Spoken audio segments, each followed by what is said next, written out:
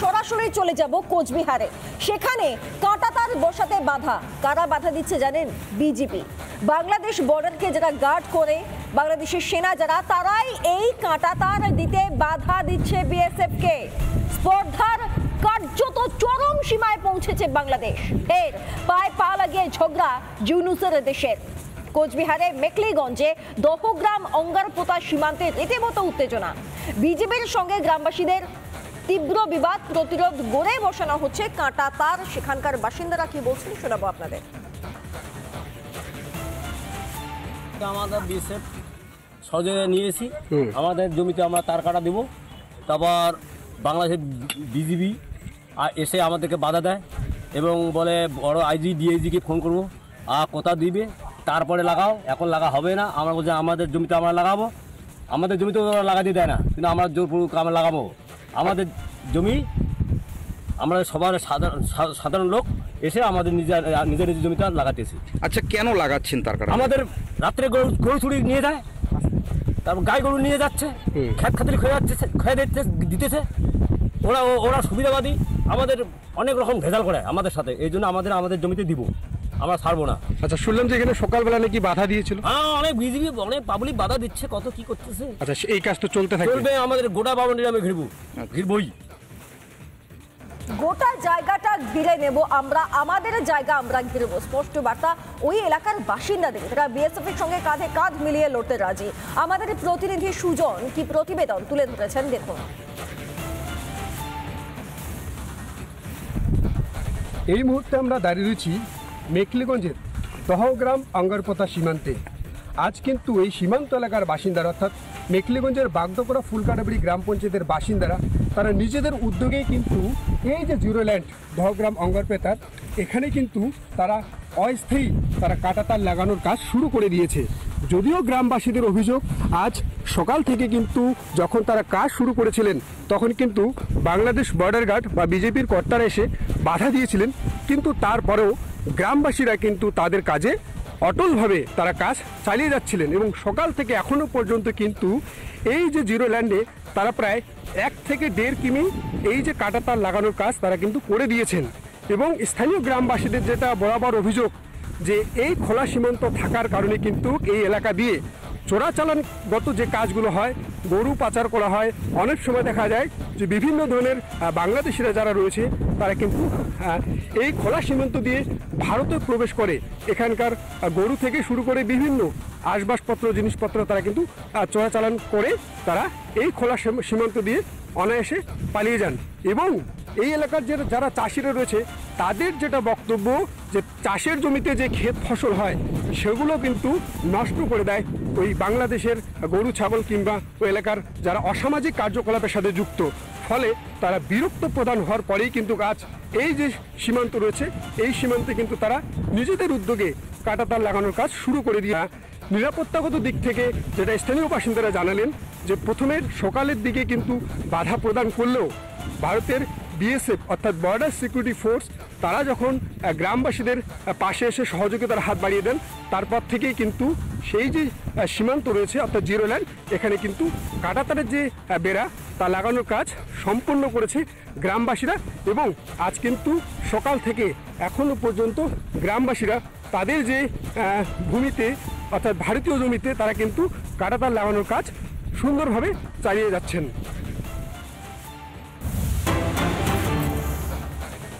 ফের বিতর্কে রাজ্যের মন্ত্রী ফিরহাদ হাকিম। মালদা সুখদেবপুর সীমান্তে বিএসএফ বিজিবি বিতর্ক। এবার সেই জায়গাকে নিয়ে মন্তব্য করেই ফের বিতর্কে রাজ্যের মন্ত্রী। সুখদেবপুরে ভারতীয়রাও উস্কানিমূলক স্লোগান দিচ্ছে। কে মন্তব্য করেছেন? রাজ্যের মন্ত্রী, পুর এবং নগরোন্নয়ন মন্ত্রী ফিরহাদ হাকিম। আচ্ছা, সেখানে কি স্লোগান দেওয়া হয়েছিল? ওই সীমান্তে দাঁড়িয়ে স্লোগান দেওয়া হয়েছিল ভারত মাতা কি জয়। ওই সীমান্তে দাঁড়িয়ে স্লোগান দেওয়া হয়েছিল জয় হিন্দ। এর মধ্যে কোন স্লোগানটা উস্কানিমূলক বলে মনে করছেন ফিরহাদ হাকিম? সেই প্রশ্নটা আরও একবার আপনার কাছে রইল। এবং এই মন্তব্যকে ভিত্তি করে কি ফিরহাদ হাকিম বলতে চাইছেন যে ভারতীয়রা উস্কানিমূলক স্লোগান দিচ্ছিল? শুনুন একবার মন্ত্রীর বক্তব্য। এখান থেকেও কিছু উস্কানিমূলক স্লোগানও শুনলাম, আপনাদেরই টিভিতে শুনলাম। তো এটা কাম্য নয়, কাম্য হচ্ছে যে আমাদের বর্ডার আমরা বেড়া দেব, ওদের বর্ডার যদি ওরা ইচ্ছা করে দেবে। এটার মধ্যে কেন বিরোধ আমি বুঝতে পারছি না। ফিরহাদ হাকিম জয় হিন্দ বা ভারত মাতা কি জয় স্লোগান শুনলে তার মনে হয় যে সেটা উস্কানিমূলক স্লোগান, কিন্তু এই ফিরহাদ হাকিম যখন মুষ্টিবদ্ধ হাতে সংখ্যালঘু থেকে সংখ্যাগুরু হওয়ার বার্তা দেন বা দাওয়াতে ইসলাম বলেন, তখন তার কোনো রকম বিভাজনমূলক মন্তব্য হচ্ছে বা উস্কানিমূলক মন্তব্য হচ্ছে সেটা বোধ করে তার হয়তো মনে হয় না। এর আগেও ঠিক এই ধরনের কথা বলে বিতর্কে জড়িয়েছিলেন রাজ্যের পুর এবং নগরোন্নয়ন মন্ত্রী ফিরহাদ হাকিম। हम 33% हैं, मगर हिंदुस्तान में भी हम सिर्फ 17% है और हमें माइनॉरिटी कम्युनिटी कहा जाता है।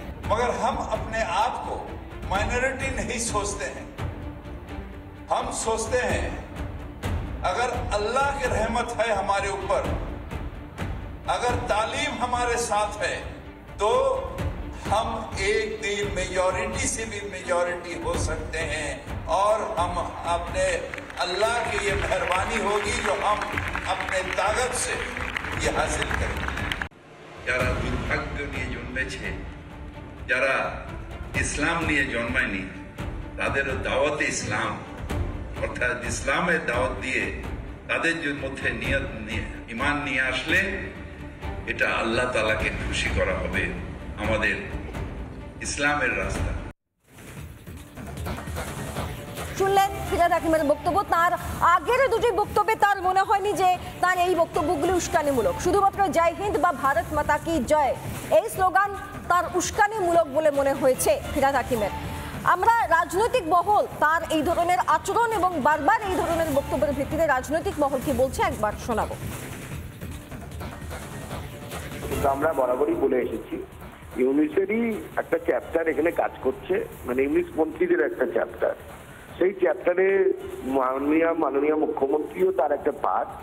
উনি দায়িত্ব দিয়েছেন ফিরহাদ সাহেবকে তাদের বলার, এবং তিনি বলছেন এবং তাদের উদ্দেশ্য একটাই, পশ্চিমবঙ্গকে বৃহত্তর বাংলাদেশের অংশ করা। যে সমস্ত তৃণমূল কংগ্রেসের সমর্থক নেতৃত্ব এখনো হিন্দু যারা আছেন, যারা নিজেদেরকে হিন্দু মনে করতে গর্ববোধ করেন, তাদের ভাবা দরকার যে তারা আর কতদিন তৃণমূল কংগ্রেসটা করবেন।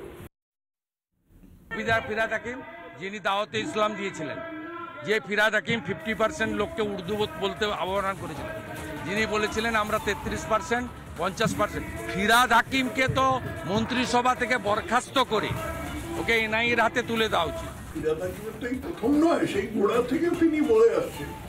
একবার বললেন খিদিরপুরে গিয়ে, আরে তো মিনি পাকিস্তান বলে আল্লাহ দে আটখানা।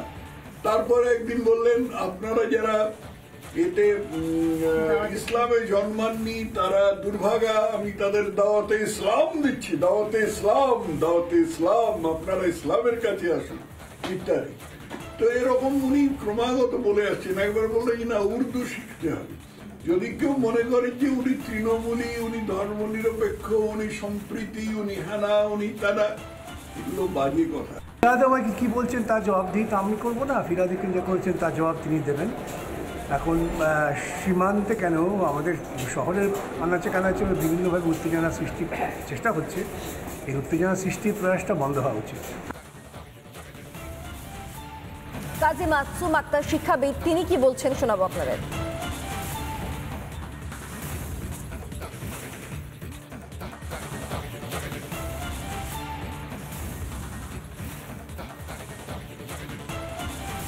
বাবি হাকিম সাহেব বলছেন ওটা থেকে উস্কানিমূলক মন্তব্য। ওখানে এতদিন ধরে কারাতারের ব্যয়টা দেওয়া হয়নি, ভারত সরকার ওটা দিচ্ছে। সুজয় চক্রবর্তী আর ওই আমি মোহাম্মদ সেলিম সাহেবকে বলি, আপনাদের বাম আমল ছিল 34 বছর ধরে, তখন একটু চেষ্টা চরিত্র করতে পারতেন, করেননি। তো এতদিন পরে দেওয়া হচ্ছে, ওখানে ভারত মাতা কি জয় আর বন্দে মাতারম বলছে, মানুষ আবেগপ্রসূত হয়ে যায়। তো ওটাকে আবার উস্কানিমূলক মনে হচ্ছে। নানা ধরনের কন্টেন্ট দেখার জন্য লাইক করুন, শেয়ার করুন আমাদের ফেসবুক পেজ, সাবস্ক্রাইব করুন আমাদের ইউটিউব চ্যানেল। পাশাপাশি অন্যান্য ব্রেকিং নিউজের জন্য অবশ্যই চোখ রাখুন রিপাবলিক বাংলায়।